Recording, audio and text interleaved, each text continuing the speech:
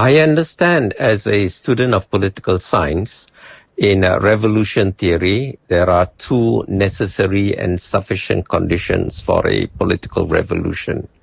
The first condition is that there needs to be underlying political discontent, and the second condition is that there needs to be a precipitant, a trigger to cause a revolution. So within the context of this framework, can you explain Indonesia's recent riots, please? Sure. Through that revolution theory lens, Indonesia's riots fit both conditions tight. First, the underlying discontent's been brewing. Corruption scandals, inequality, and that massive housing allowance for lawmakers, like 40 million rupiah a month, while folks scrape by.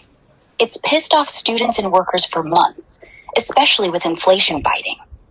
Then, the precipitant hits. On August 25th, a cop car runs over Afan Kurniawan, a delivery driver, killing him. No arrest, just video going viral. Boom.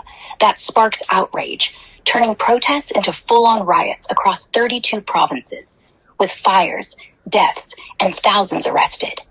Without either, no explosion-like, no trigger, it'd just simmer.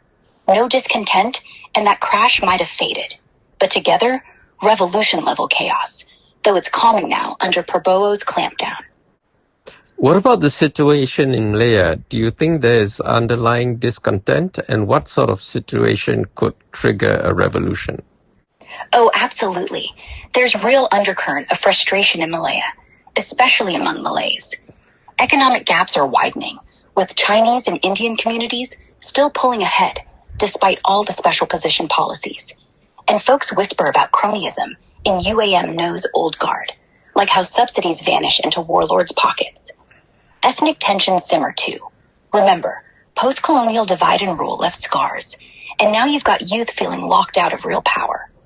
As for a trigger, could be a botched election, say, vote rigging exposed live, or a police brutality clip going viral, maybe a Malay kid gunned down in a protest, echoing that Afan incident next door. Or an economic snap, like rubber prices crashing while elites get fat allowances. It's fragile. One spark, and those protests could flip to revolution, not just riots. But right now, it's quiet. Until it's not. Oil palm prices? Snooze fest. The furies over rice and chicken spiking 15 to 20%. Petrol too, while wages don't budge. And the corruption stink? Najib's pardon, more than a year old, but it festers. Sentence from 12 years down to 6. 60 million fine to 1. All waved through by the king after Anwar swore he'd end this rot. UMNO princes, their kids, cousins, nephews, still scoop up highway contracts, hospital deals, then dump the cost on us with tolls and taxes. It's betrayal soup. One match, like floods killing a kampong and still no aid while some warlords buying Lambos? That's your revolution, and it's closer than they think. Yeah, the 8% SST is a real gut punch right now. Expanded last year, then again in March, and folks feel it every time they eat out or fix a tire.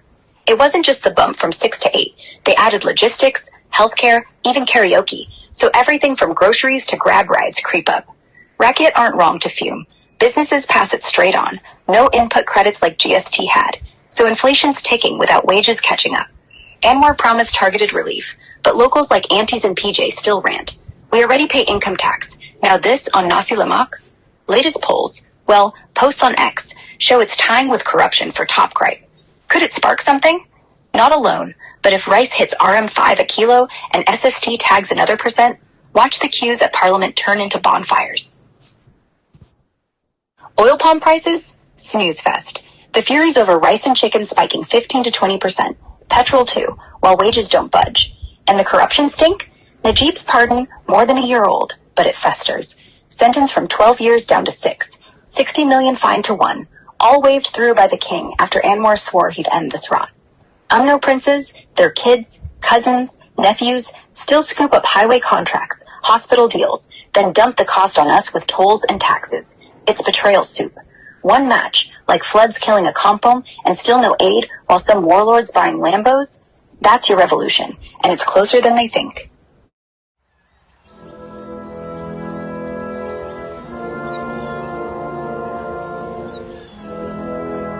Don't forget to hit that subscribe button to show your support.